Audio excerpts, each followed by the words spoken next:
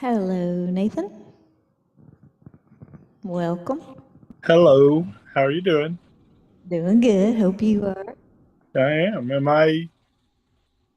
Do I have colleagues tonight, classmates?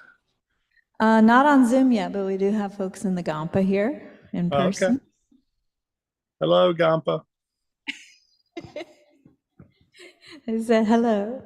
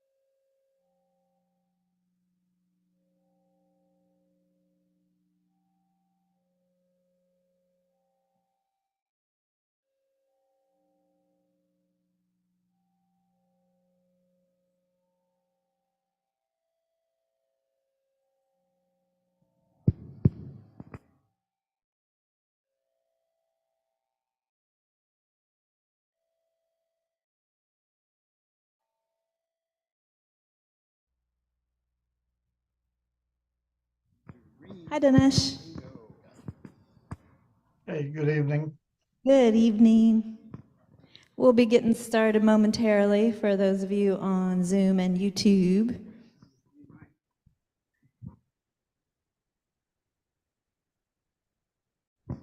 Hi, Carmen. Oh, hi, Don. Welcome, you all. And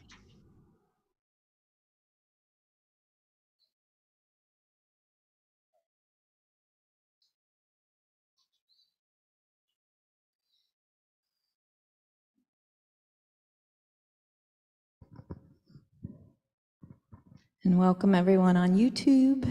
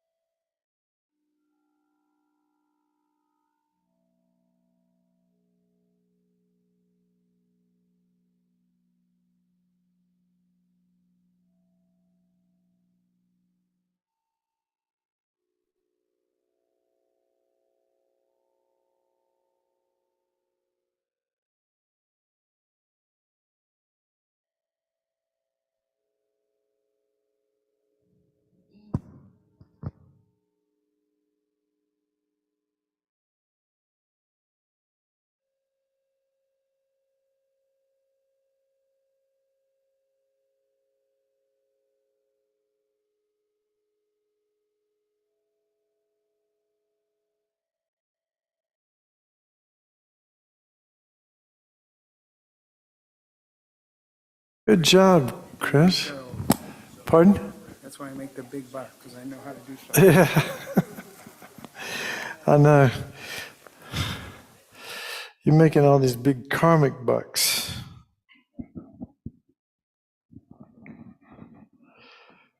Ta-da.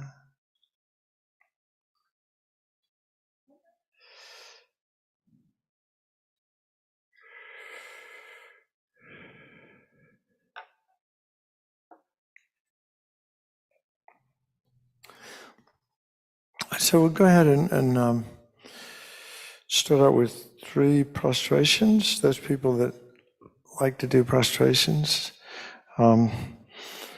Nice way to like I said, the first class, a nice antidote to arrogance, and which is a big obstacle to learning.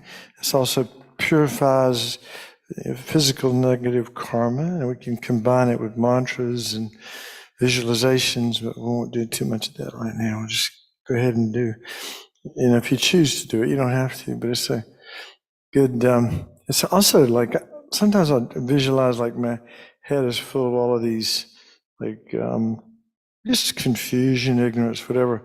And when I bend over and touch my head to the floor, I'm dumping out all this garbage. So my mind is open to, benefit from whatever's going to happen next.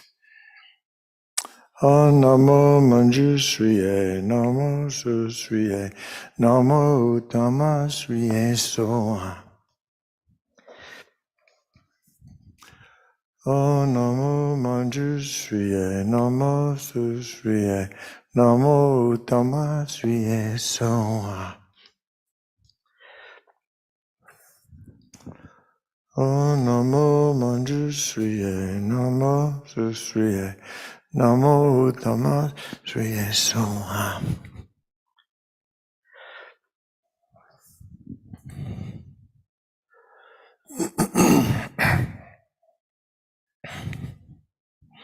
So we do the refuge and bodhicitta prayers. So Linda, if you could bring those up. I guess we don't have the thing, do we?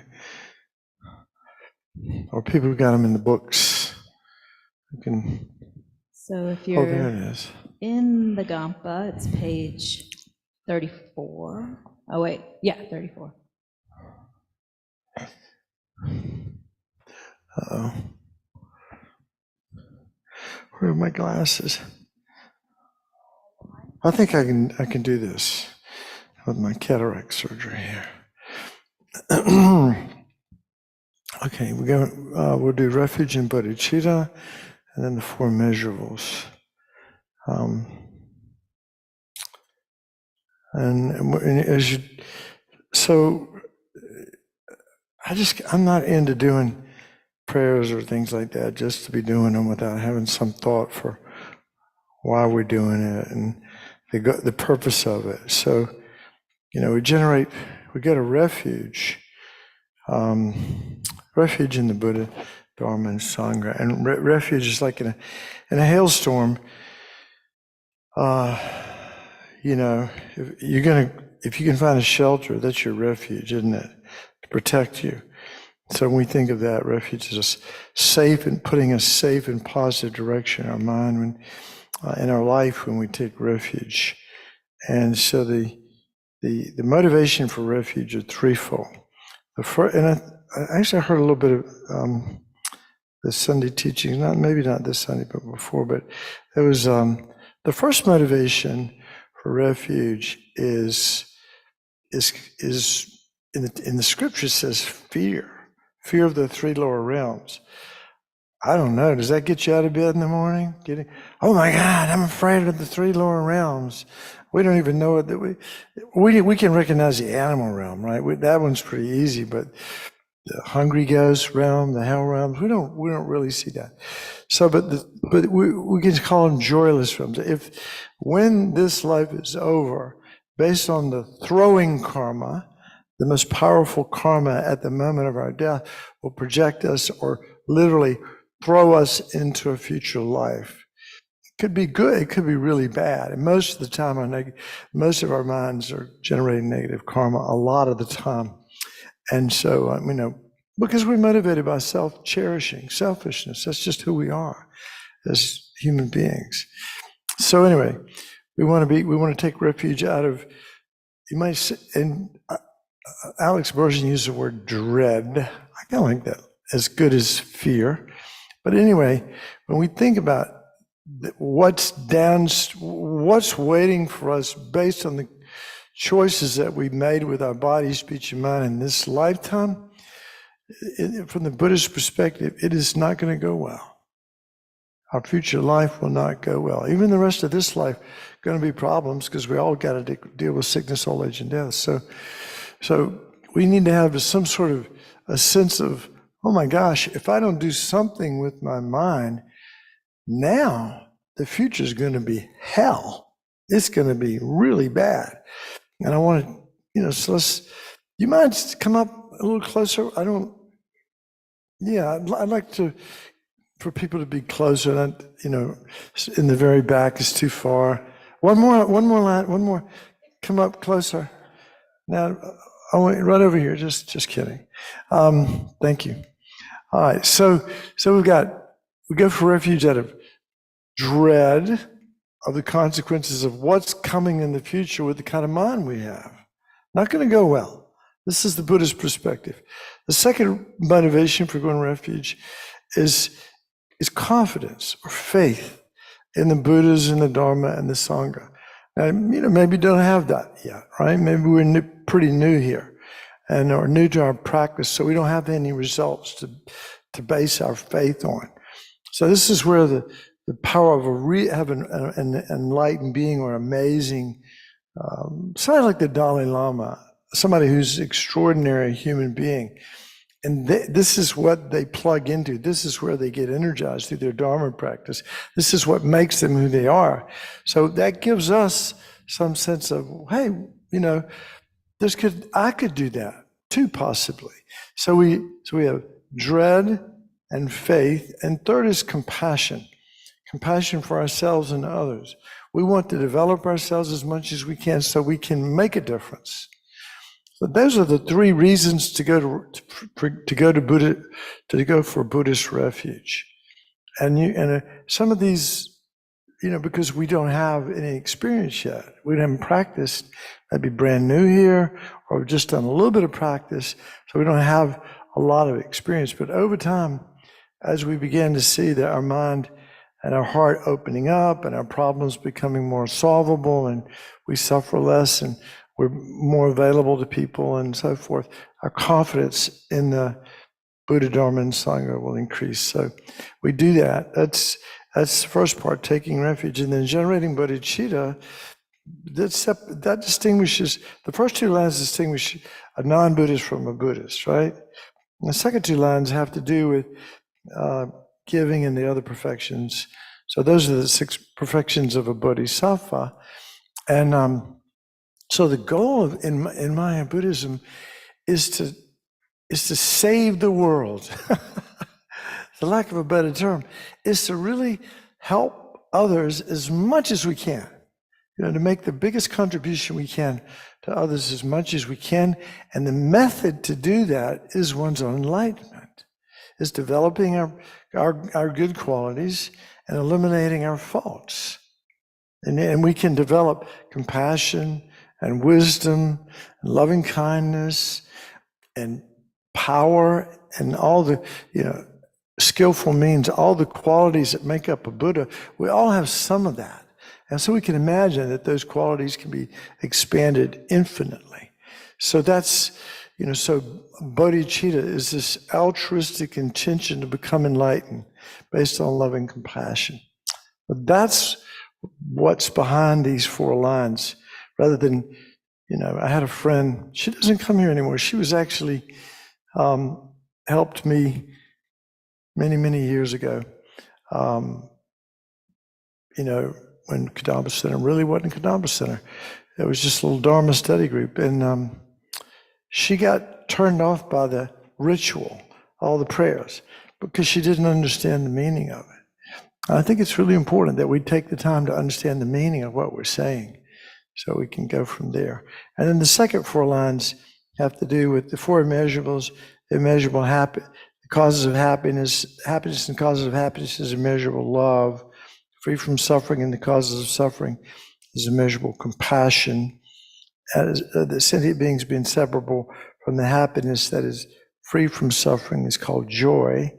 And sentient beings abide in equanimity, free from attachment to friend and hatred for enemies. That's equanimity.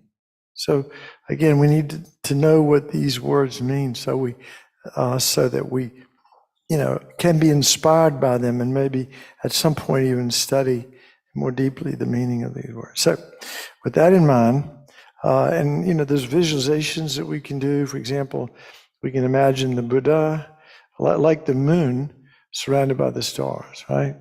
Like we can imagine the Buddha is surrounded by all these other holy beings, and we're surrounded by universal living beings in human form, our mom on the left, our dad on the right, the people that we love and care for are sort of around us and behind us, and the people that we dislike are in front.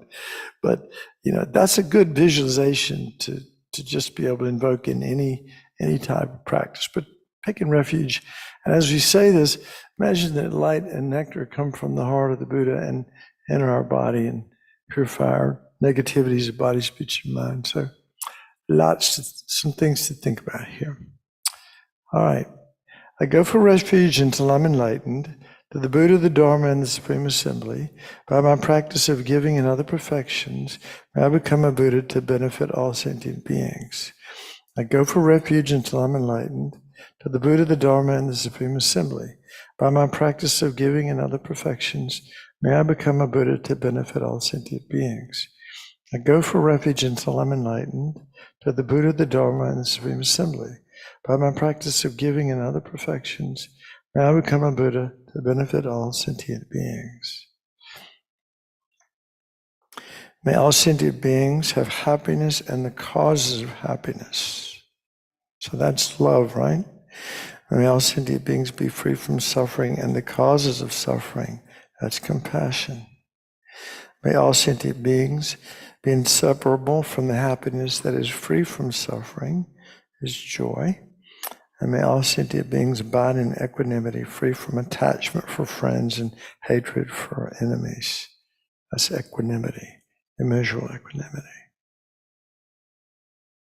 So we kind of set the tone, the motivation for. So now we don't have to do the rest of it. We'll stop there.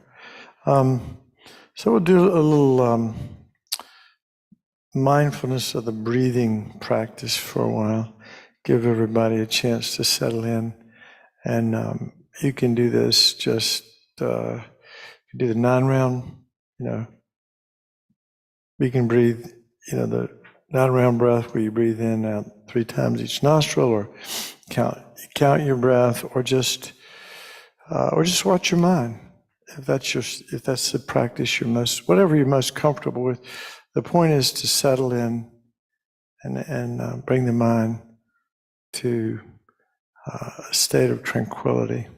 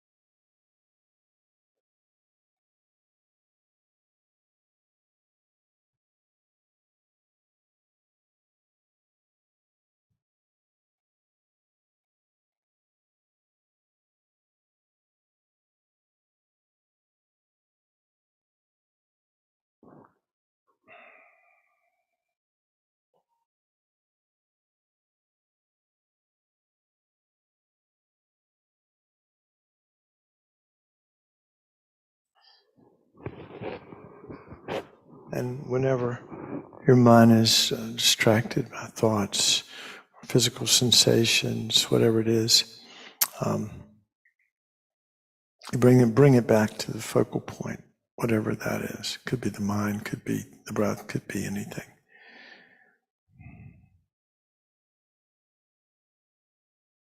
And you might have to do that like 50 times in a 5-minute practice, in a 5 or 10 minutes of practice, because we've never trained our mind to do this. So this is maybe new territory.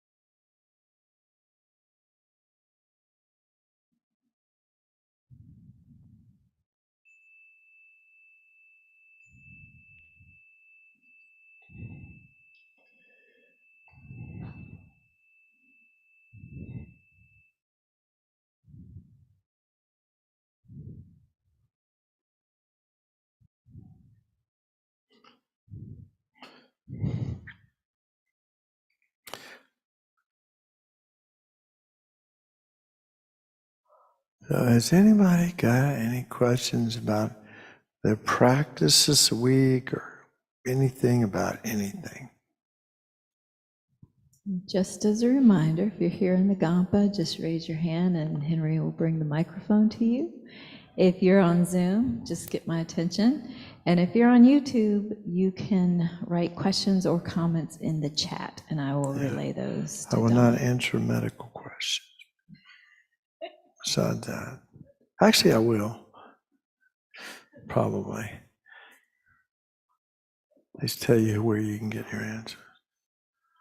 Any questions?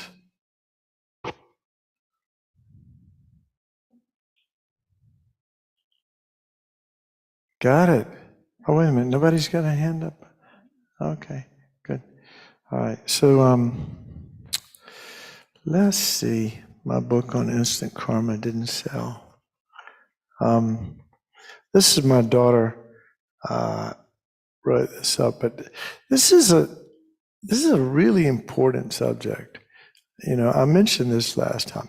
You know, Venerable Neil Houston, he was a monk who on the video, and you know, he's a wonderful guy, and he very knowledgeable, and he said, this is the most important topic in all of Buddhism. In all of Buddhism, because it subsumes everything.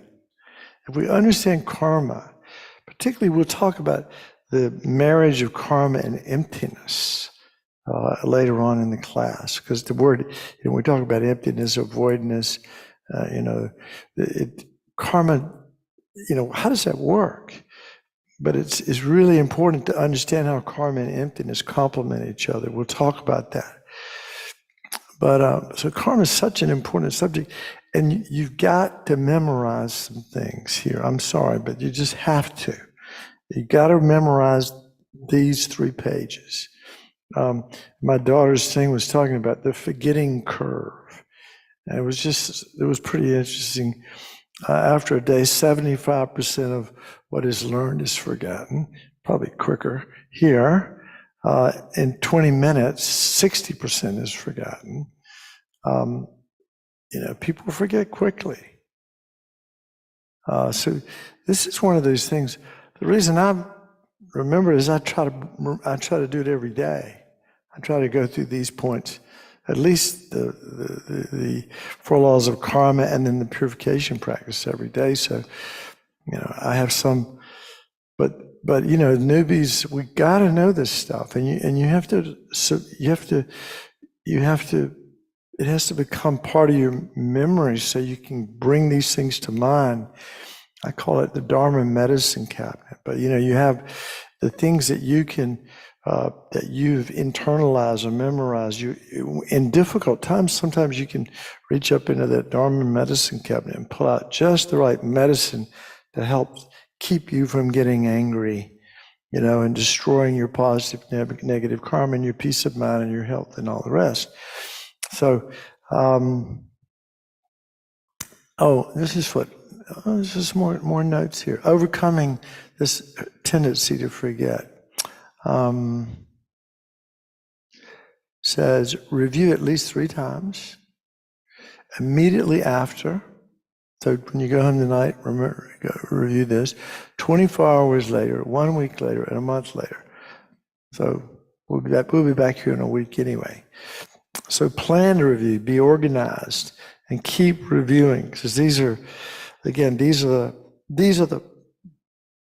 is the most important subject, and these are the most important points in the most important subject. So we're going to touch on, you will understand the important aspects of karma so that you can take responsibility for every aspect of your life and learn to create a future that includes happiness beyond your wildest dreams. Nirvana, that's the freedom from suffering, is called nirvana. And they say, beyond your wildest dreams. Create the causes for freedom. Again, that's nirvana and full enlightenment of a Buddha. You will learn how karma and the wisdom of emptiness, shunyata, work in concert to create your reality. And then we'll talk about purification practice. And again, I said last week, the Dalai Lama said, emptiness, Geshe talks about emptiness, the wisdom of emptiness. That's, in Buddhism, there's 2 wings of the bird, there's compassion and wisdom. And so we always talk about the emptiness of, the wisdom of emptiness. That's that's what the Buddha realized. But the Dalai Lama says, look, if you have to chuck one of them, chuck emptiness, because karma is that important. It's that important for us to realize it. So here we go. Everybody remembers this from last week.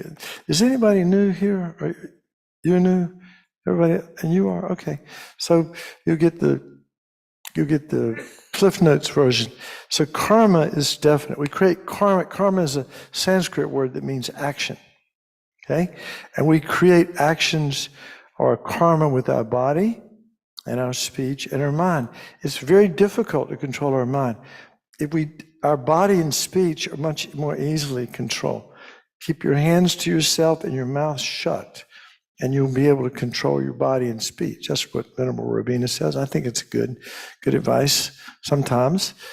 So we're always creating karma. We're planting seeds in our mind, in our mental continuum, and at some point, if the karma is extremely powerful, it could ripen in this lifetime. It's pretty rare for a karmic seed that we plant in this lifetime to ripen in this lifetime.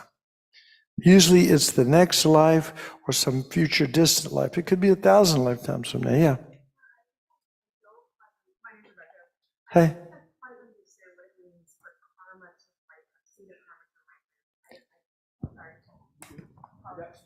Yeah. 1 second. Let me repeat. Yeah, of course. Hey, Don. I don't think I quite understand. I've heard it before many times, but I don't think I quite understand what it means for a seed of karma to ripen. I don't know. Well, what is your understanding of it? Well, okay, if I was to think of like a seed of karma to ripen in this lifetime, okay, so this is new for me. So I would say the consequences or result of a previous action, the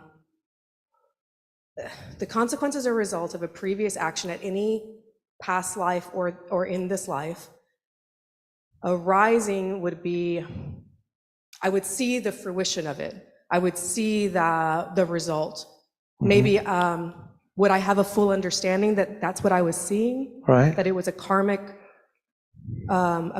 seed rising, the result or the consequence or effect of a previous action. Would I know that that is then karma rising? Ripening, from a previous yeah. seed, or ripening rather? And like an example would be, I don't know. I guess maybe an example would be great. Well, I mean, the fact that you're here, another good example is, you have the karma you have in some past lifetime, most likely, to meet the Dharma, to meet the Buddhism. Well, and then all of a sudden you're driving down the road and you look, what is that over there? The stupa, and then you go by and you look at the sun, and then you come in. This is the cooperative cause for that karma to ripen. So if you have the karma to be killed and you just happen to be at the wrong place at the wrong time, that karma and the cooperative cause is being at the wrong place where there's a mass murderer, then your life gets snuffed out. So karma's both positive, again, all kinds of karma, but it's always, in fact, right now in the 60, like that they say 60, well, we're in a finger snap, that amount of time, we're planting like 60 karmas, but there are billions of karmic seeds ripening right this second for us to see ourselves in this place at this time, seeing each other, having this experience, listening to these words, making up we're all having a different experience of what these words mean, a different experience of ourselves and everything. So karma literally creates everything. Karma creates our world. You would not know what this was unless in some point in the past, somebody said, oh, this is a magic marker. Then when you see it, you've got the karma to see it as a magic marker. There it is. That's the cooperative cause. You say, oh, this is a magic marker. So karma ripens, and this is the deal. If we plant seeds of virtue, the future ripening of that karma has to be happiness. It has to be happiness. Seeds of loving kindness, compassion, wisdom, thoughtfulness, any action motivated by non-selfishness, basically, or cherishing others, always has to ripen in happiness. In fact, sometimes in Buddhism, we define virtue by the long-term results. If the long-term result of an action is happiness, that action was virtuous. But it's difficult, and we're not going to be around, 3 lifetimes to figure that out. So we have to know in the moment whether the action we're doing is going to cause long-term suffering or happiness. I want to create that long-term happiness. So we have to be aware of our motivation, of our intention. I mentioned this last week. We have to be mindful. We have to be mindful of our intention every moment because we're constantly creating karma with our body and speech and mind. And what intention is the most powerful one? What intention is going to create the most? Intention is the most powerful aspect of karma, isn't it? It is Most powerful. I mean, like I said, I could give you a gift, but I would be given it if I gave you something and my intention was I want you to think well of me or I want a good reputation. Not such a good gift, is it? But if it's genuine generosity, that's important. So intention is a key factor in karma. Okay? So if we want happiness, we plant the seeds of virtue. And by the way, 2/3 of the Buddhist teachings have to do with what they call the precepts, or basically ethical behavior. Like, how do you behave ethically so you can have this kind of end result? So, and then over here, not actions motivated by self-cherishing, selfishness, always lead to suffering.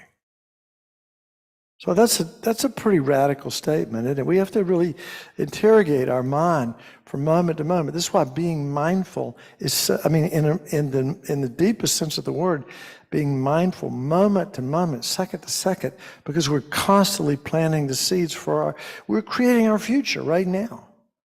If our motivation is non-virtuous, the future is not going to go well. If the motivation is virtuous, the future is going to be joyful. We're going to be happy beyond our wildest dreams. That's what we want. So this is a big deal. All right, karma is expandable. So you got when we talked about an acorn, and you got a 20-ton oak tree 50 years later. From that little tiny acorn can grow this huge tree. And karmic seeds are the same way. They grow exponentially. That's why it's so important to purify our karma as quickly as we can. If we notice that we've done something negative, then we should, this is what we talked about last week, take the time at the end of the day to go back over and review your day and then do some purification practices, which we'll talk about in the next moment or in the next few minutes. Purify that karma because it's growing exponentially. That tree is getting bigger. And if it's a positive action, by the same token, don't ever pass up the opportunity to give, to practice virtue. To say something kind to somebody else, or make an offering, or, my kids give me a hard time because I keep a bunch of $1 bills next to my, in the car. And whenever I stop at one of those things and I see these, a beggar, I try to give him $1 or $2 because I understand the power of generosity. That creates a cause. I'm not sitting here thinking I'm going to get something back from them, but I just kind of enjoy doing it. But I also understand the power of generosity. The karmic causes for for having prosperity is being generous.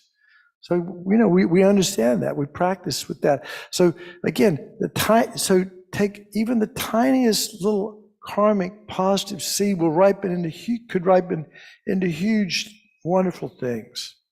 I had a friend who played around the golf with, he didn't even know the guy who was playing with. It was as a pickup guy, and he was an architect. And he said he really didn't know this guy. And at the end of the round, maybe the next day or two later, I may not be getting this right, but he gets a call from this architect to literally design Cary Academy. And there was no competition. The guy said, I want you to do it. Kind of like just being with this guy and being himself and being, considerate and having a good time, planted the seed for him to, create a multi-million-dollar project for his business, which was, I won't tell you who he is, but maybe some of you already know him. But anyway, it was kind of cool. So karma is expandable. So again, take every opportunity to plant the slightest positive karmic seed and clean up the messes that we make as we go as quick as you can. Apologize to people. Bend over backwards to clean up the garbage. The 12 steps in Alcoholics Anonymous.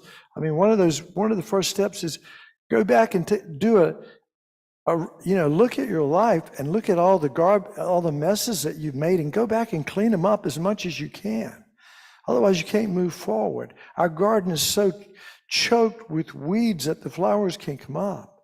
So we have to understand that karma is expandable and purified as quick as we can.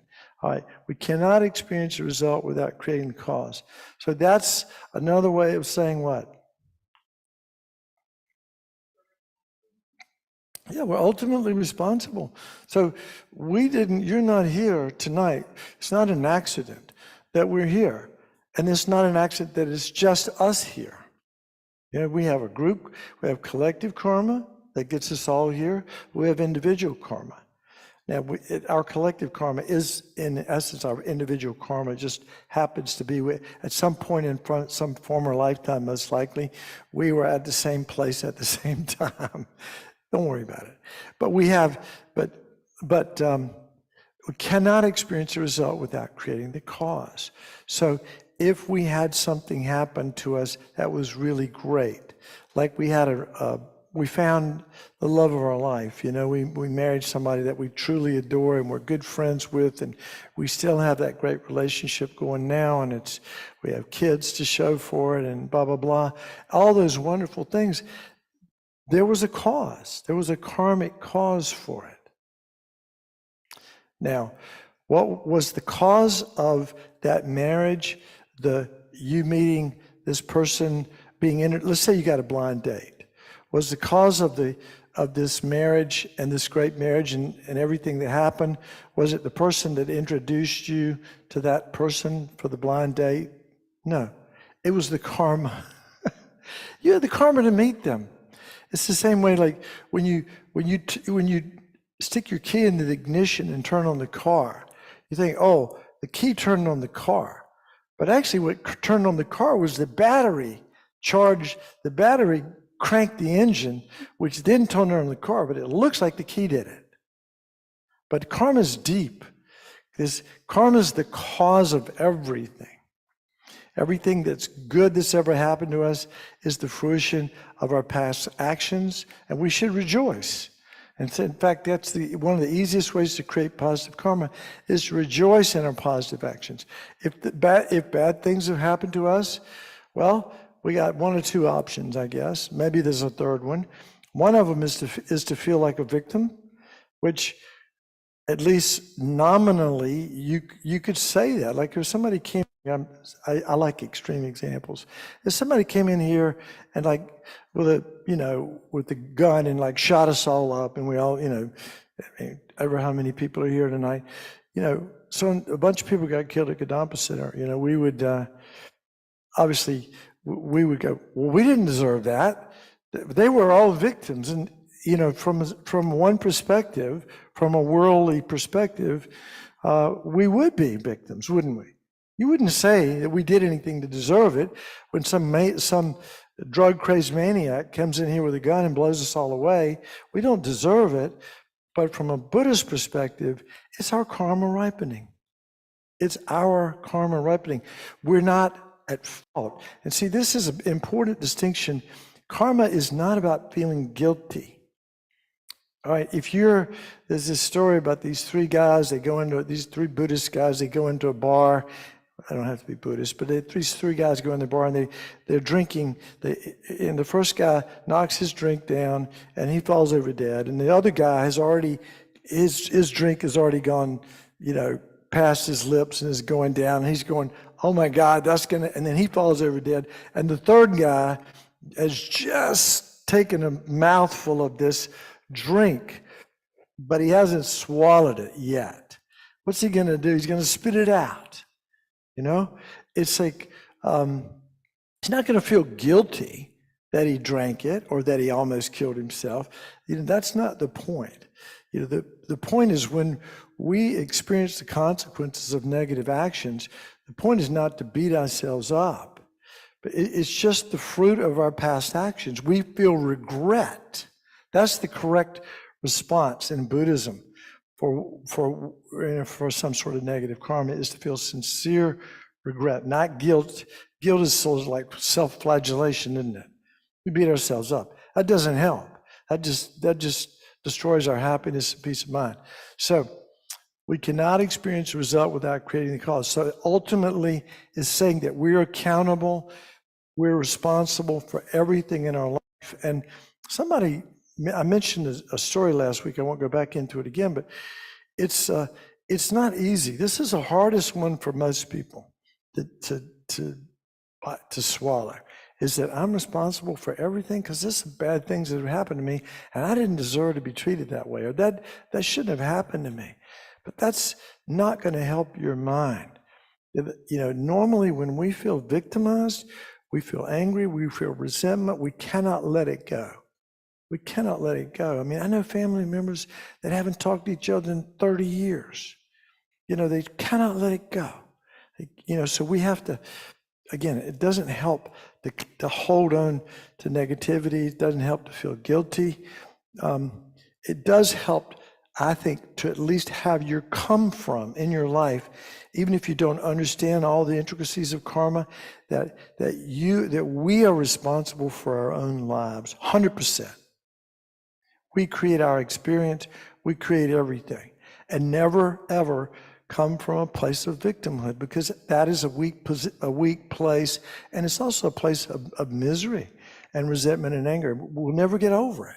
As long as we feel victimized, we'll never get over it. And it's not saying, and Buddhism's not saying when we feel that we should forget. No, we shouldn't forget. But forgiveness is a great idea. That heals us. Forgiveness just means letting go of the negativity. It doesn't mean forgetting. It doesn't mean they become our new best friend. It's just a new world, a new beginning. Okay? So again, this is crucial to, this whole notion of being accountable for or responsible for our life 1,000%. If we want a result, we have to create the cause for it. If we got a result, we did create the cause for it. And not necessarily in this lifetime, which is a little bit hard, isn't it? Because, hey, look, right now, you might say, I'm getting my butt kicked because of some knucklehead 3 lifetimes ago that did this and that. And we go, well, that doesn't seem fair. And it doesn't. I agree. But karma's like that. It's, our mental continuum. This is a lot of Buddhism 101, but our mind stream right now and now and now and now and now. Dalai Lama says a good Buddhist, somebody who's focused single-pointedly on the next moment of consciousness. Well, that consciousness goes back, and it goes back to the consciousness of earlier today, and then yesterday, last week, last month, to the moment of our birth, right? And Buddhism said the first moment of consciousness of this life, because consciousness is not physical. We know where the body came from. That's the sperm and the egg. But Buddhism says consciousness came from a former moment of consciousness, something similar that's formless. So that's the Buddhist proof of former lifetimes. And that consciousness goes back, and maybe in the last lifetime we were a tiger or a lion, and we killed everything in sight, because we had to eat. We had to survive. And then for another lifetime, you might have been an animal, a different animal, or an insect, or a human being. I mean, it's just like, our mind has no beginning. And in every life, we had a different form, not necessarily human form. Most people like to think of that we've always been human, but the Buddhist perspective is, we've been everything. We've been every animal. We've been every type of human, good, bad, and indifferent.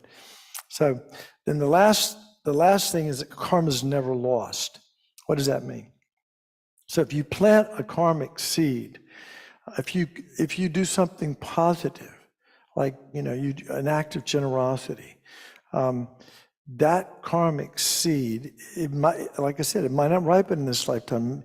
You may not get anything. You might not win the lottery in this lifetime. Maybe the next one, or someplace down the road, because it's expandable. But it's never lost. That karmic seed is never lost until the cooperative causes come, which is if you plant the karmic seed to win the lottery and you play the lottery, you win. That's the cooperative cause, is buying the scratch-off thing, that little sheet at the lot that you get at the lottery. That's how you win the lottery. All right. So, and by the same token, the negativity eventually will ripen unless we purify it. So karmic, they say karma is never lost, but it can be purified, and that means it is lost. Now, when karma, like for example, if something negative, or even negative or positive actually, happens, that karma is finished. So it's said, for example, the bodhisattvas, these great holy beings that practice, they hate it when good things happen to them because they know that the good karma is ripening and it's finished. They want the good karma to ripen in enlightenment, not in a trip to Disneyland, you know. And by the same token, you know, negative karma is going to ripen. And, you know, when that ripens, well, I was going to say too, that we can destroy positive karma by anger. And so again, you say it's never lost, but we can lose positive karma by a moment of anger.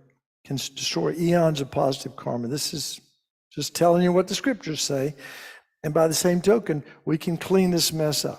So again, these are the 4 laws of karma. These are things we need to memorize. Karma, positive actions always lead to happiness. Negative actions always lead to suffering. So we need to keep that in mind. Karma is expandable. It's dynamic. It's, you know, a tiny seed can lead to huge consequences, either positive or negative. So we want to clean up the messes and practice every moment to plant those good seeds. We cannot experience a result without creating the cause. I'm responsible for my life. I take 100% responsibility for the good stuff and the bad stuff and everything in between. I'm accountable. And then karma is never lost, with the 2 caveats. We can purify it, or we can purify negative karma, we can destroy positive karma with anger. Okay? Everybody got this memorized? Now, turn to somebody next to you and tell them, no, I'm just kidding. We'll go back over this. Repetition is not a bad thing, right? According to that little thing. All right, now, here's how you purify karma. So you've been waiting for this, right? Excited? Everybody excited? Yeah, okay, good. We got at least one person here with it. So here's how you do it. Any sort of Catholics, there's always a few Catholics in here. Yeah, a couple, 1 or 2, yeah. Some I've heard them, yeah, okay, good. I've heard people call it drop cats and cat boos and whatever. People that have gone from a lot of Catholics are drawn to Buddhism. I think because they're not put off by the ritual. There's quite a bit of ritual in Tibetan Buddhism in particular. But anyway, so the first one is the power of reliance. So, and again, this is a little bit hard to explain, but what we rely on are the 3 jewels: the Buddhas, the enlightened beings, and their teachings, the Dharma, or the actual realizations of the teachings in our mind, and the Sangha, or the spiritual community that support us. So that's the power, and also on compassion and bodhicitta, this altruistic intention to to get enlightened. We want to help others. I want to make a difference. I want to make a difference in this life. It's so short. I want my life to be meaningful, and it's so short. I've got to get enlightened. And so that's bodhicitta.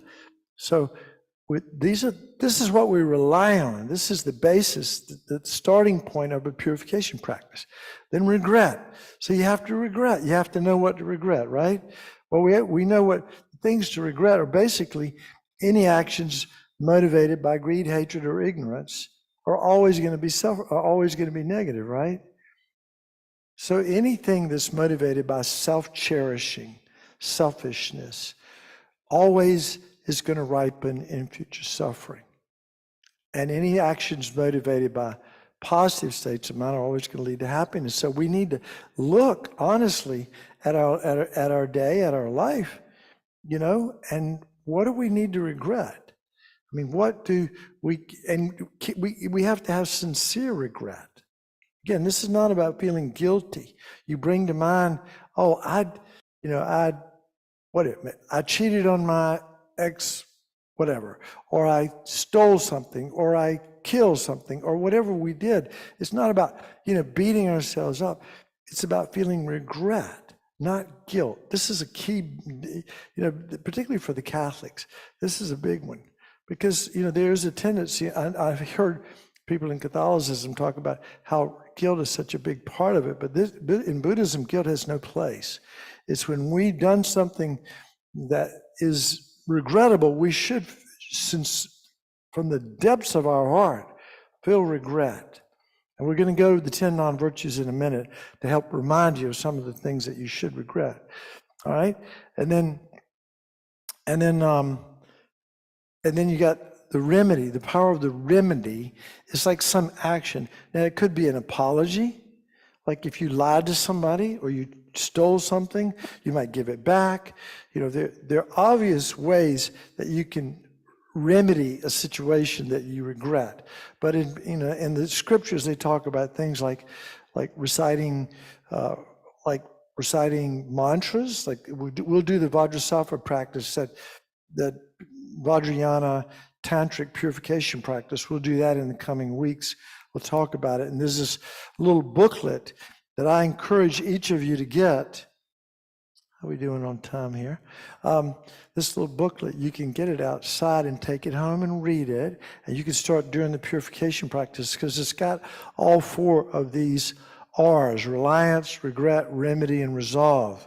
Okay? So this is something that you can do this in the coming weeks, something that you should. And there's a 100-syllable mantra in there. Anybody who memorizes, anybody memorize the 100-syllable mantra yet? 1, 2, 3, 4, good. All right, Linda, go ahead, let me hear it. I'll choke on it too. All right, but it's good to memorize that mantra because then you can do various visualizations as you're doing this too. So the remedy, like reading Buddhist scriptures, any sort of action, doing volunteer work. I mean, there's all kinds of things that you can do that qualify as the remedy. But the way I sometimes think about it is, it's sort of the remedy, in a way, is showing how sincere I am about that I regret it. That I'm going to do something. I'm not just going to say, "Oh, I regret it." "Oh, I'm sorry. I did that. I'm sorry." Sometimes they call that in certain psychologists call it there's something like the cycle of. Anyway, it gets you in trouble. Just saying I'm sorry doesn't do anything. If you do something to prove that you're sorry, that puts more teeth into your feeling sorry about having done it. And then, so that's the remedy. And then the most important of all 4 of these is this one. I don't know if anybody here has been, done the 12 steps, because you can do 12 steps for a lot of different reasons besides AA, but one of the big things is one day at a time. So we resolve as much as we can to avoid whatever things we've done that we regret for some period of time. So for example, if you say, well, I'm not going to get angry for the rest of my life, well, that's going to be a lie. Right away, you've created more negative karma, the negative karma of lying. But you might say, well, I'm not going to lie for 1 hour. You try to keep your word about this. Or there's some things that might be easy to promise not to do. Like, I'm not going to intentionally kill a human being for my entire life. I'm not going to intentionally, steal for, forever. But some things are going to be more difficult, particularly the stuff in the mental stuff, like, and the speech. The heaviest karmas are the killing, stealing, and sexual misconduct. Not so heavy, are the lying, slander, harsh, and frivolous speech, but still, and then greed, hatred, and ignorance. That's impossible. We can't control our mind. Our mind's constantly spinning off that kind of stuff. So we try to control the actions of our body as much as we can, and our speech. The mind will take time, but the body and speech are things that we can do. We can actually take vows, and this is a big part of Buddhism, is taking vows. Any questions about it? So this is the most important one, to make a resolution. So let's go over this again. So we take refuge, the power of the relying on the Buddha, Dharma, and Sangha, bodhicitta. That's sort of the ground that we stand on as we do this practice, that inspires us to do the practice. Then we bring to mind things that we sincerely regret from our heart of hearts. We try to, you can write them down. You can, it's actually great. I mentioned this last time. Lama Atisha, a famous Lama who came from India to Tibet, when he might be going along with his caravan, and I read it again last night, and basically whenever he had a negative thought in his mind, he would kneel down and do the 4 abundant powers and purify it right on the spot, because he knows that karma is expandable. He didn't want to miss a chance to clean up the mess. So that's the kind of attitude of urgency we need to have. So the power of regret, the remedy, which could be the 100-syllable mantra, Om Bhadrasappa Samaya Manapalaya. You memorize that. It's in that little book. Or you could apologize, or you do something sincerely from your heart, to the person who you've harmed, whatever it takes to clean it up. But the power of the remedy is important. And then the resolve, again, the most important thing is the resolve not to do it for some finite period of time. It could be seconds, it could be minutes, it could be hours or days, but something you can keep, okay? This will come up at Kadampa Center, it should come up all the time. We talk about the 4 abundant powers a lot, don't we, Linda? Yeah, all right. So now these are and I mentioned these a few minutes ago. These are actually, if you memorize these 3 pages, you rejoice. Oh, absolutely.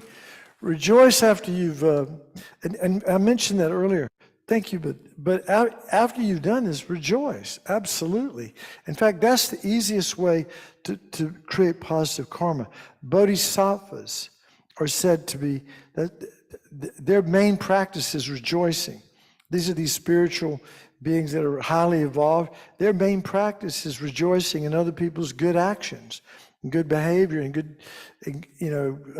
positive actions. So rejoicing is a big deal. Thank you. Now, again, getting over here to the, whoops, forgot to do this.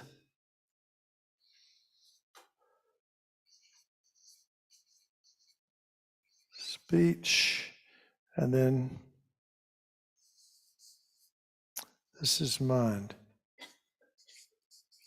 All right, so 3 of body, 4 of speech, 3 of mind. These need to be, again, I encourage you to memorize these.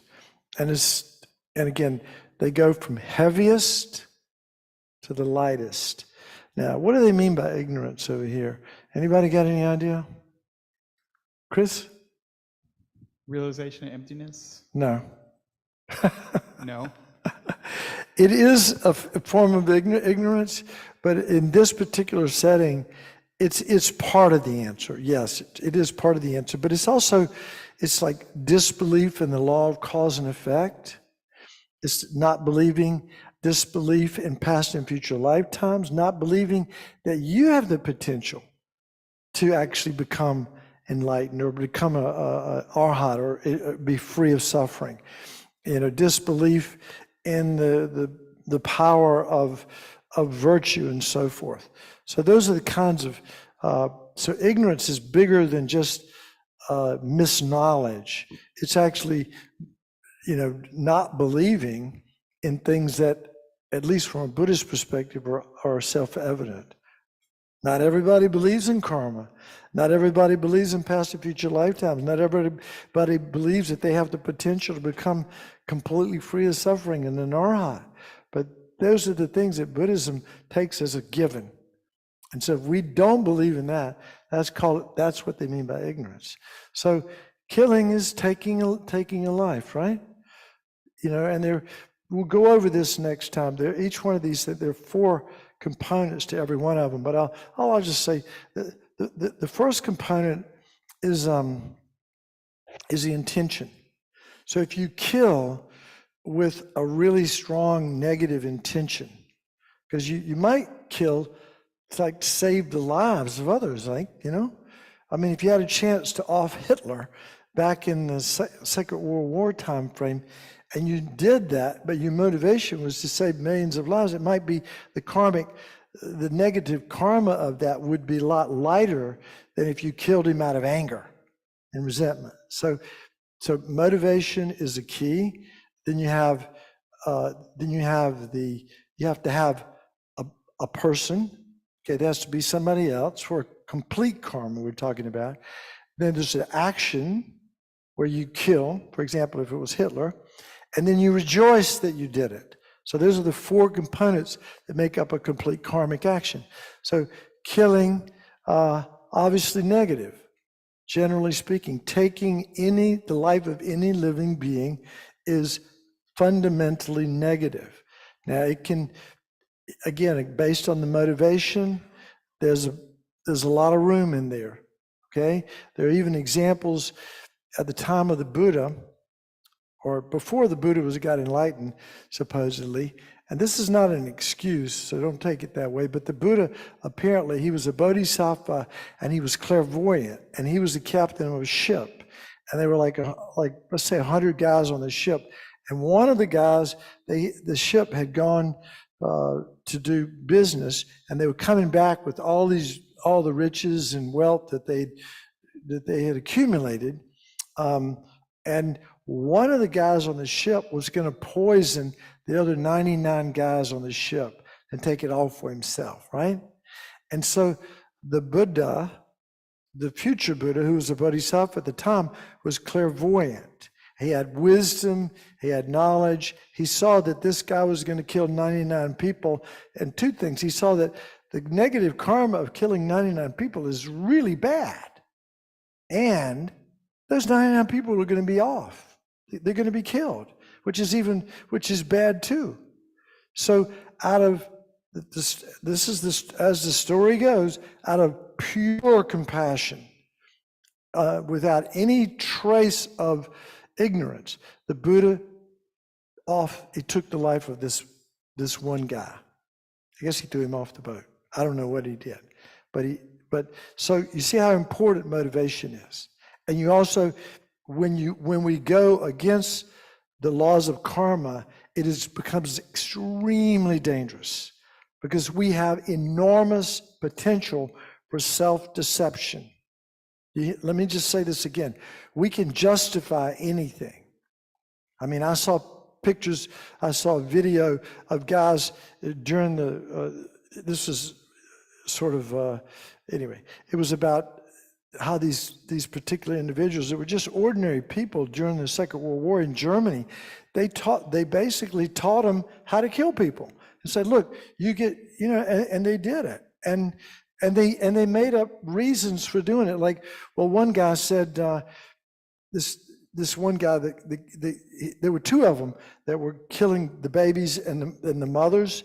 And the guy that killed the mother, one guy shot the mother and the other guy shot the baby. And the guy who shot the baby said, the way I justified it and felt okay about it was, well, the baby wasn't going to survive without the mother.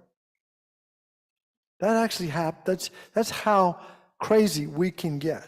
We have an enormous potential for self-deception. We don't need to give in to that. So killing is a problem. All right, stealing, taking which is not freely given is a problem. It also creates a cause Well, if we kill, what do you think it creates the cause for us to do in future lifetimes? Be killed, or what's another possibility? Have the habit to kill, right? In the future lifetime, we'll have the habit to kill, and there are also in the future lifetime, if we kill, there are other things like the environmental thing where we would be born in a nasty place where it's not safe, and we would be probably, if we kill, we'd be reborn in hell on top of everything else. So we'll talk about those four. There are four outcomes to each one of these. All right, stealing again. Well, the outcome, if you steal, we create the causes to be impoverished, right? And also the habit to steal in the future. Not hard to figure that one out. It seems very down to earth, doesn't it? And there are other aspects to it. But taking which is not freely given, sexual misconduct is just harmful actions, sexual behavior that harms other beings. And it runs the gamut, everything from adultery, to giving people fatal sexually transmitted diseases to destroying relationships and, creating a lot of ick. So sexual misconduct. So these are the three of the body, four of speech. What time is it? Okay, good. All right. So lying, deceiving others, right? So if we lie, how many people know somebody that lies a lot? I have a daughter that lies a lot. I swear, when she tells me she's going to do something, I don't believe her for 1 second. All right, but we all know some people that say we don't trust them. Lying, people don't trust us if we lie. Our words have no power. So lying is deceptive speech. Now, can you lie without talking? Give me an example of lying without talking.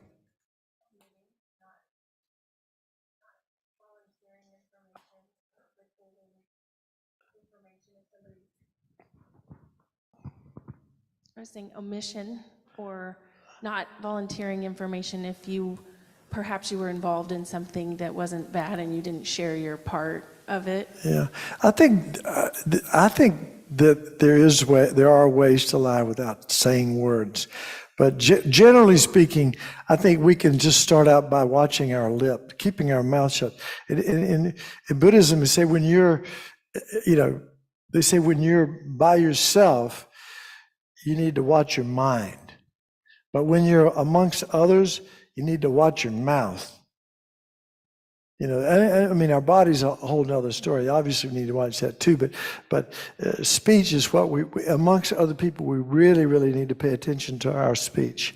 So slander is like bad-mouthing people, trying to turn somebody against somebody else by saying things that are negative about another person and trying to destroy a relationship, for example.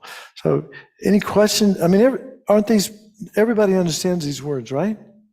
Yeah, these are not, and then harsh speech, speaking in a tone of voice that's offensive and disturbs people's peace of mind, or saying words that are very disturbing and stuff like that, creates, a rebound effect, an echo effect. It's going to come back on us.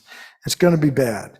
So we don't, we need, how many relationships are destroyed by the way people talk to one another?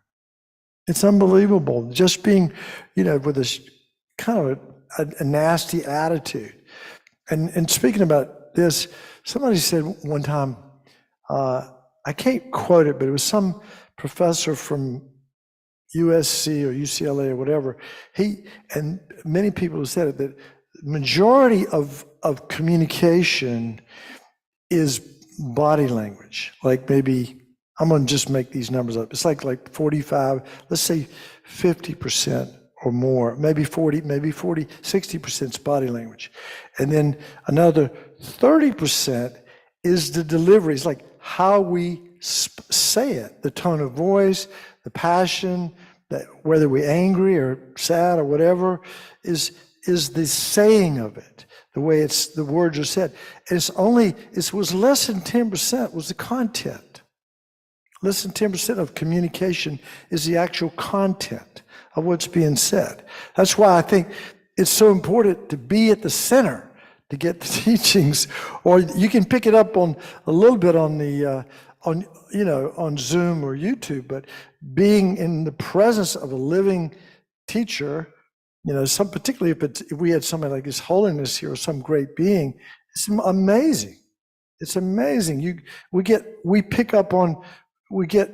the Dharma in a way that we could never get it from somebody like me, who's just up here parroting what I've been told.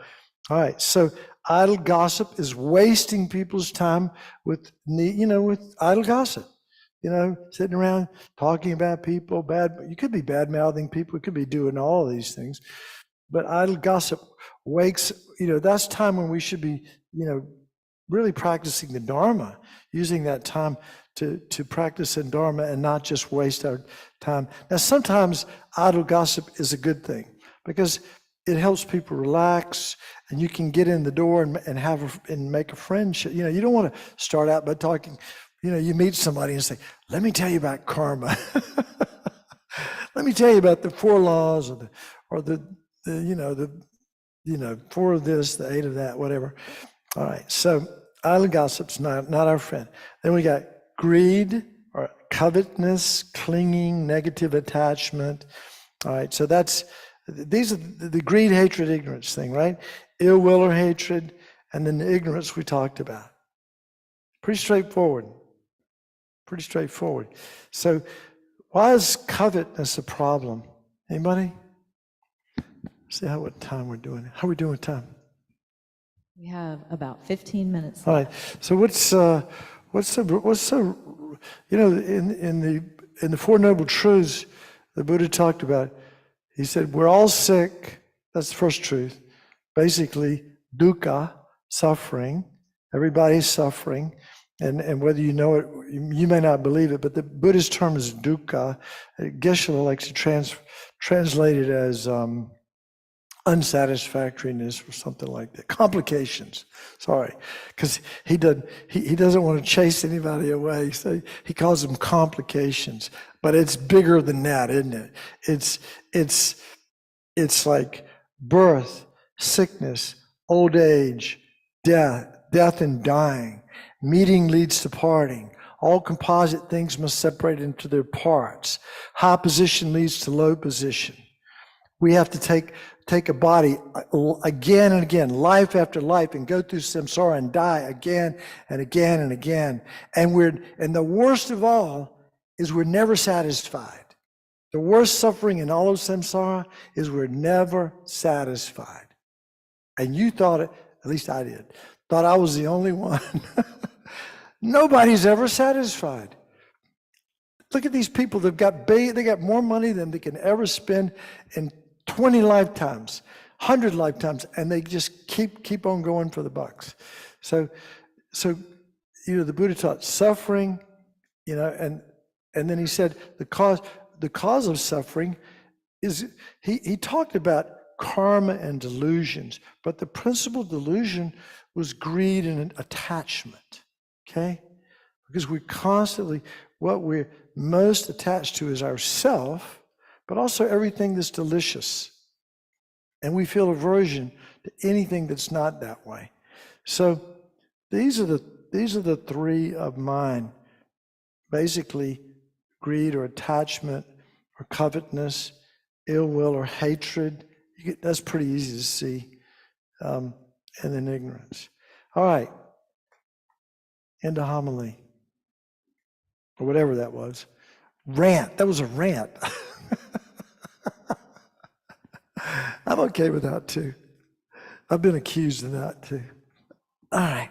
So let's hear any questions before we wrap it up here. We'll do a little quick meditation. But any questions? Anyone on Zoom or YouTube, just let me know. If you're here in the Kadampa, wait for the microphone. As a former Catholic, and I guess I don't hold any great disdain anymore. There was a period when I really found the church to be repulsive to me, and it just was such an awakening and a revelation and an epiphany, if you don't mind. Yeah, that's a good word to use. That I came to understand the Dharma and to deepen my study to the point where I realized how ridiculous the idea of sin and shame and guilt and all these, and again, even just from the modern psychology point of view, those are very harmful states of mind. And no problem rejecting them and embracing, the teachings of the Dharma and believing in the power of regret, and the others, of course, here. But I have a question about forgiveness. It just seems as though it's condescending and egotistical, it seems to me. And it seems like the Dharma transcends forgiveness. There can't be forgiveness any more than there can be sin and guilt, because you didn't do anything. Am I taking it personally? I'm forgiving you. It just doesn't seem as though it fits in the Dharma that we need to forgive, that we should, that it transcends it. It goes beyond, the teachings go beyond the notion. You might be right. I'm just... No, I totally get it. This is something I have put, the Dalai Lama wrote a book on forgiveness, and I swear he didn't say one thing about forgiveness. He said, well, he forgives the Chinese for taking over his country and and killing, 3 or 4, million Tibetans and all that kind of stuff. But I'm more interested in forgiveness from my point of view. And if somebody's done something to me, and I'm not enlightened, okay? So if somebody, say for example, kills my children, it would be really hard to forgive that. And you could say, well, that's egotistical. I got 3 children, and for somebody to come in and just wipe them off the face of the earth would be incredibly painful. All right, well, Rabina had this example that I'll invoke right now. Rabina used to go to all these prisons. You know who Venerable Rabina is, right? She used to do all these prison projects. She went to a prison up in Kentucky, and there was a guy there whose daughter had been murdered when she was, 10, 12, 13 years old, something like that. He'd been murdered. And the dad was so enraged and angry and full of just hatred and anger for this guy. Well, he held on to that anger for years. The guy who killed his daughter actually died, and he was still full of anger. And he realized, wait a minute, this is not hurting him. He's gone. This is destroying my peace of mind. So out of his own, he was a Catholic, and out of it for himself, he took his rosary and he went to death row, and he would pray with guys on death row to try to help them turn their mind toward the Lord, I guess, and that was his, he obviously, so what had happened between when he was holding on to the anger and when he let it go. And that's what I mean by Buddhist. That's what I define as forgiveness in Buddhism, is not holding on to anger and resentment, but letting it go. And then you got the space to be compassionate and for the best parts of your mind to come forth. Thank you. That's a good way to put it. Yeah, thank you. But I really have struggled with that, because I've asked myself that question many times, and I've tried to put some thought into it. But that's letting go of anger and resentment, I think, is equivalent of forgiveness. It's just a different kind of terminology. We don't use that. You won't find the word forgiveness in any Buddhist text. It won't be there. But letting go of negativity, letting go of anger and fear and jealousy, whatever, all is everywhere. Yeah. Any other questions? Thank you. Good question, though.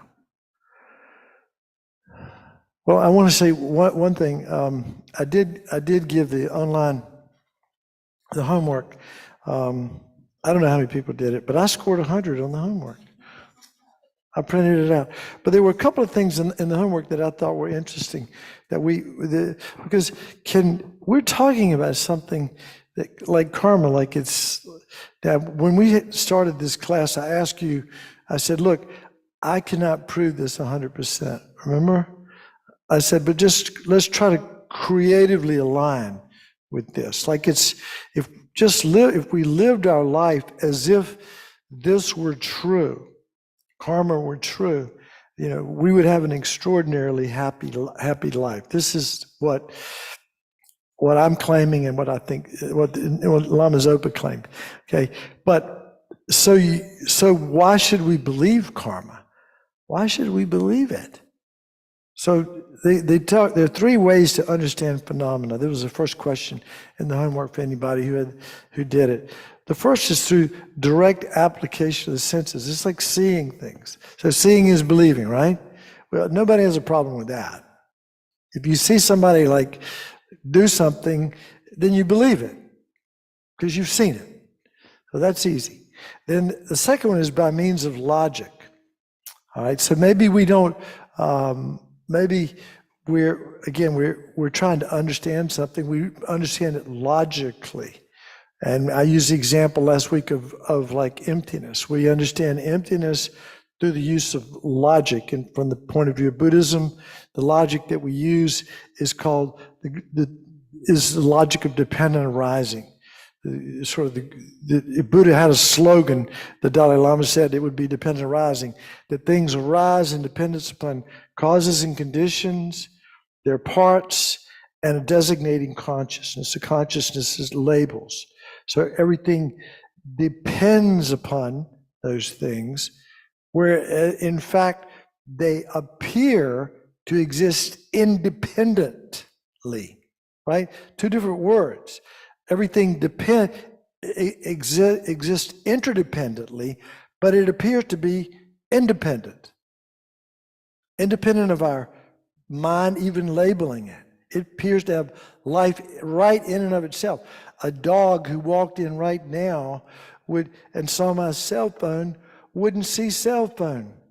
If it existed inherently and independently, even the dog would recognize the cell phone and probably start barking to its friend or whatever. But, the dog would see something that it would to play with, to chew on. So again, we use reasoning to understand emptiness. We use the reasoning of dependent arising and the reasoning of that things do not exist inherently and independently and so forth like that.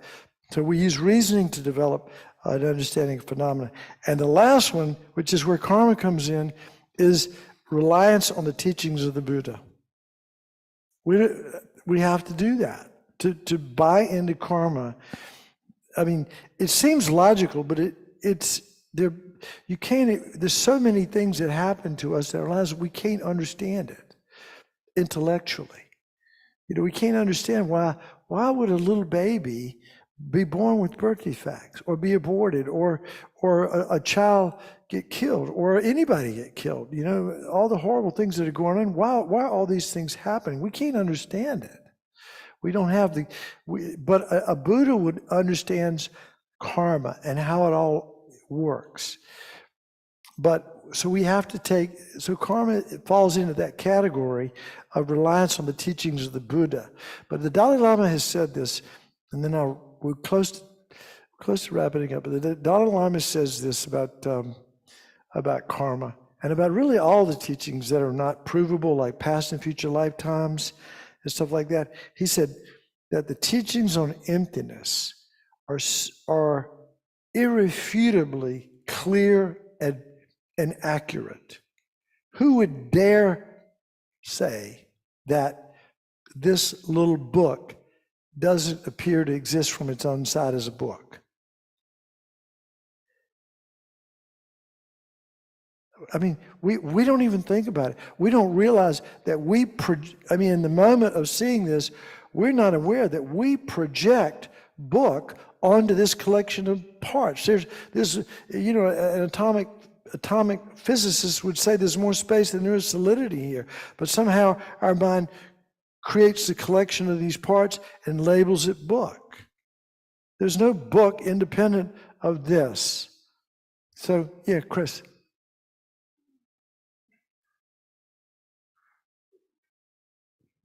Go deep.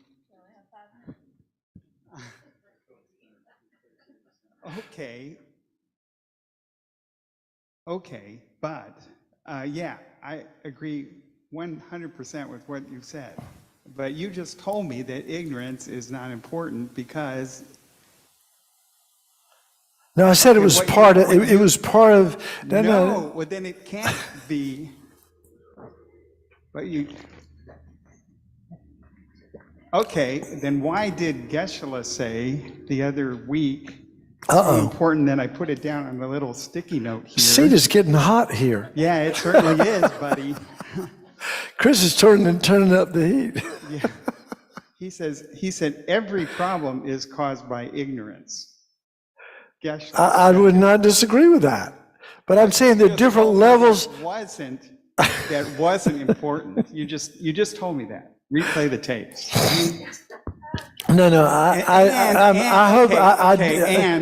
And Don, you also said something about arhats. Now, am I wrong in understanding what an arhat is? Somebody who totally understands emptiness, but he doesn't have the compassion wing, right? That's true. Somebody who's achieved liberation through their understanding of selflessness. But the emptiness that the arhat, that the emptiness or the selflessness that the arhat realizes is not the selflessness that a Buddha realizes. No, I don't agree with that at all. Well, fine. Oh, okay. I'm just telling you what I read. Well, I'm just telling you what I read and listen to the Geshe-la say. Well, no, I don't disagree at all with what Geshe-la said. But you just did. No, I told you did. that there are multiple levels of ignorance. Then, no, that's not what you said. All right, what did I You say? stood up there and said no when I said that it was lack of understanding of emptiness. And you said no. First thing out of your mouth, Don. And then I remember. You said no. All right, well, okay, we can have this conversation later. But my understanding, Never mind. my understanding was Forget that it was We're bigger. both- I think we're that, both right. Yeah, well, There are obviously that is a form of ignorance. The Ignorance lack is- of the wisdom, not understanding the wisdom of emptiness is ignorance. But then there are other kinds of ignorance, like disbelieving in law of cause and effect, not believing in your potential to become enlightened, not believing in past, future lifetimes, not believing, in the Dharma, basically, in the fundamental teachings. That's what I'm talking about as ignorance also. Okay, maybe it's just, I was using ignorance and you're using ignorance in two different ways. They're two different things. Yeah. Well, it actually did the same thing too. No. How can something that's all-encompassing have a complement or opposite? Well, let me think about it. We'll talk about it next week. Yeah, they do. Well, I mean, obviously, there's the emptiness of emptiness, Chris. No. Yes, there is. No, there isn't. There's the emptiness of wisdom. Wisdom is even empty. I know. Yeah. Because everything is empty. Yeah, everything. Well, this conversation could go on, but we got 1 minute to go. Otherwise, I'll turn into a pumpkin. So let's do the dedication verses, and then we'll round it up. And then Chris and we'll be out in the debate yard for the next couple of hours. All right. Before I pull up the prayers, I do, for those of us in the Kadampa in person, there's the little purification booklet here you can grab from me. If you're online, I did put the link to it. By the way, YouTube. These little books, this little book, the Lama Zopa's Daily Purification, a short Vajrasattva practice, that's on the online Dharma site. Okay, it's one of the 3 meditations that you can start doing at home. Purification practice on the Did you posted that, right? Yes. Yeah, the online Dharma site. Which So is with the homework. So if Yeah. you access course materials, go to the homework. there are like 3 meditations that are on the online Dharma site, and the third one is Vajrasattva's purification practice. So, yeah. All right. So, thank you. The virtual people and the real people. Everybody gave me a reason to study up on karma. Never can learn enough. All right, so let's do the dedication verses. And yeah, so we dedicate. So again, understanding why we're doing it, we did something. I'm going to say we planted a lot of good karmic seeds tonight by just being here and talking about this really profound, amazing subject, the most important subject in all of Buddhism. We have planted some incredible seeds, definitely going to ripen in future happiness. And so we want those seeds to not just ripen in a new Tesla, although that would be nice, but we really want them to ripen in us becoming a Buddha so we can help all living beings. So this is the way when we call it dedication, it's actually, it's putting a drop of this virtue in the ocean of Dharma so that it'll ripen in what we really ultimately want in our heart of hearts. All right. May all beings everywhere, plagued by the sufferings of body and mind, obtain an ocean of happiness and joy by virtue of my merit. May no living creature suffer, commit evil, or ever fall ill. May no one be afraid of a little with the mind weighed down by depression. May the blind see fountains and the deaf hear sounds. May those whose bodies are worn with toil be restored, finding repose. May the naked find clothing and hungry find food. May the thirsty find water and delicious drinks. May the poor find wealth, and those weak with sorrow find joy. May the forlorn find hope, constant happiness, and prosperity. May there be timely rains and bountiful harvests. May all, wait a minute, hang on a minute. Is that right? May the timely rains and bountiful harvests, may all medicines be effective and wholesome prayers bear fruit. May all who are sick and ill quickly be freed from their ailments. Whatever diseases there are in the world, may these never occur again. May the frightened cease to be afraid and those bound be freed. May the powerless find power and may people think of benefiting each other. For as long as space remains, for as long as sentient beings remain, until then may I too remain to dispel the miseries of the world. And that last stanza, apparently the Dalai Lama added that. Yeah, those other stanzas come out of the Bodhisattva's way of life, but His Holiness added that last stanza. It's kind of cool. All right, well, thank you, and have a great week. Practice, try to remember what we talked about tonight and put it into practice. We'll talk next week. Thank you. Thanks, everybody. Pick up a booklet. I'll put them here if you want them. Thank you. Thanks, everyone. We'll see you next week. Thank you so much. Good night. Night. Thank you.